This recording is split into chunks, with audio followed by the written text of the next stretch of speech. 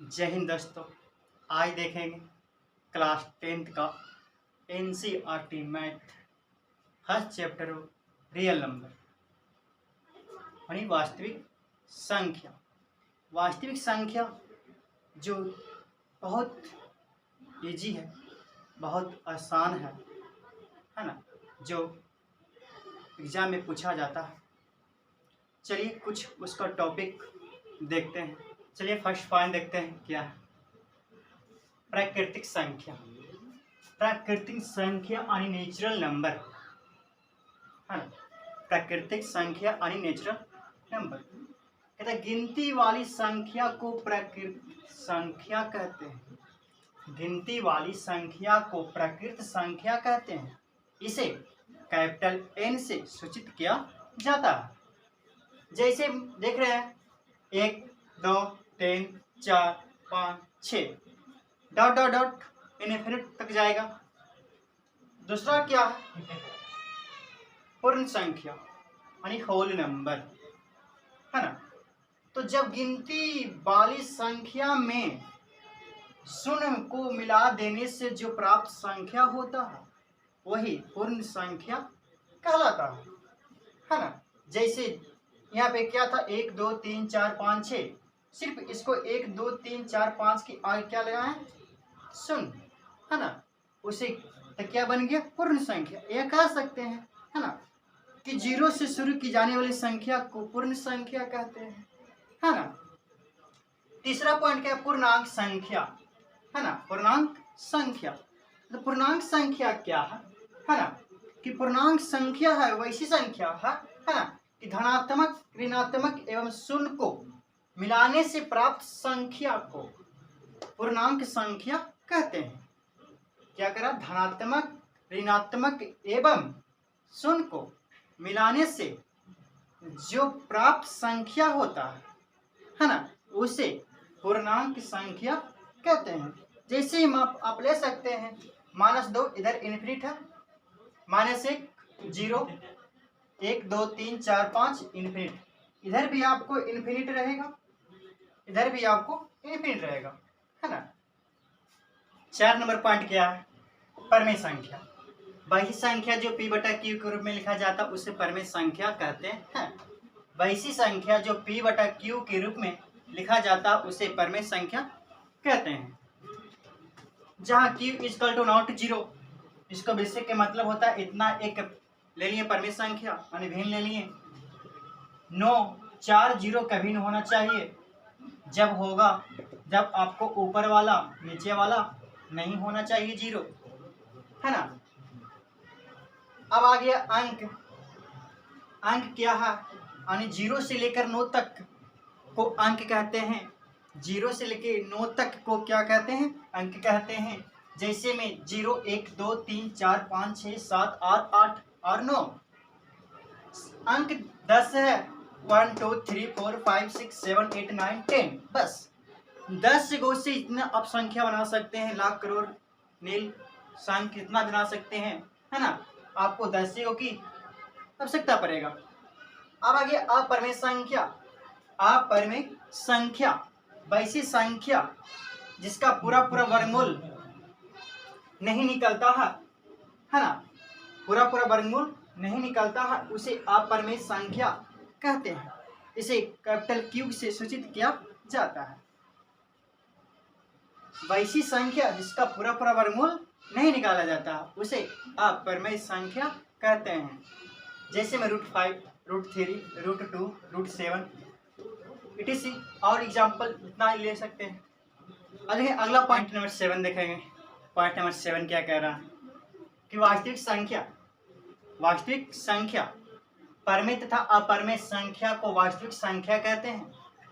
परमेय तथा अपरमेय संख्या को वास्तविक संख्या कहते हैं। इसे कैपिटल R के द्वारा सूचित किया जाता है। जैसे √15 √16 3√2 7√7 2/√5 etc एग्जाम्पल ले सकते हैं। 8 क्या कह रहा है कि यौगिक संख्या यानी वैसी संख्या जो एक और अपने आप के अलावे किसी दूसरे भी संख्या से क्या होगा? विभाजित हो जाएगा, है ना।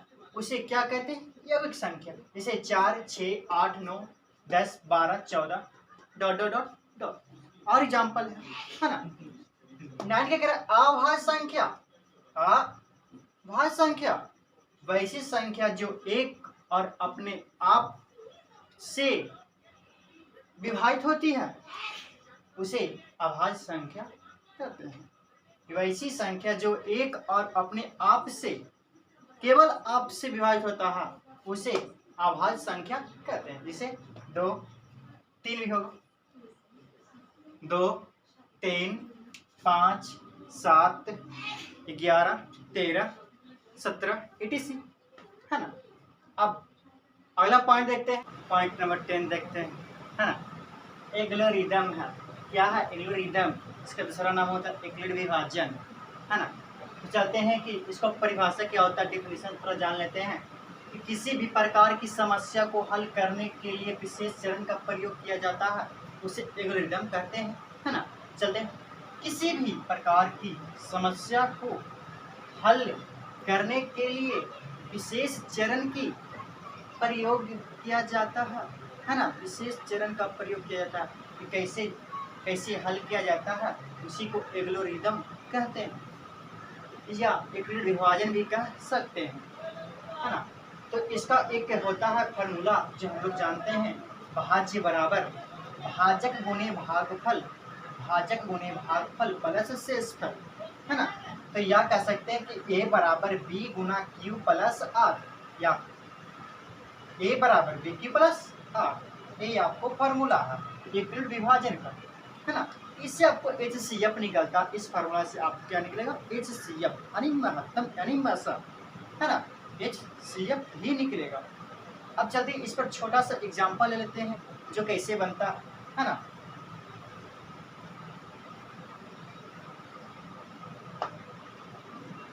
चलिए देखते हैं, आपको एग्जांपल छोटा सा,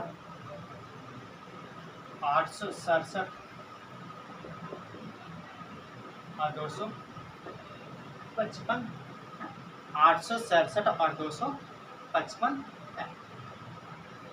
तो देखते हैं कि आपको इसमें कैसे एक उसके सबसे पहले फॉर्मूला दिएगा, a बराबर B Q plus R, a बराबर बी क्यू प्लस आर, है ना।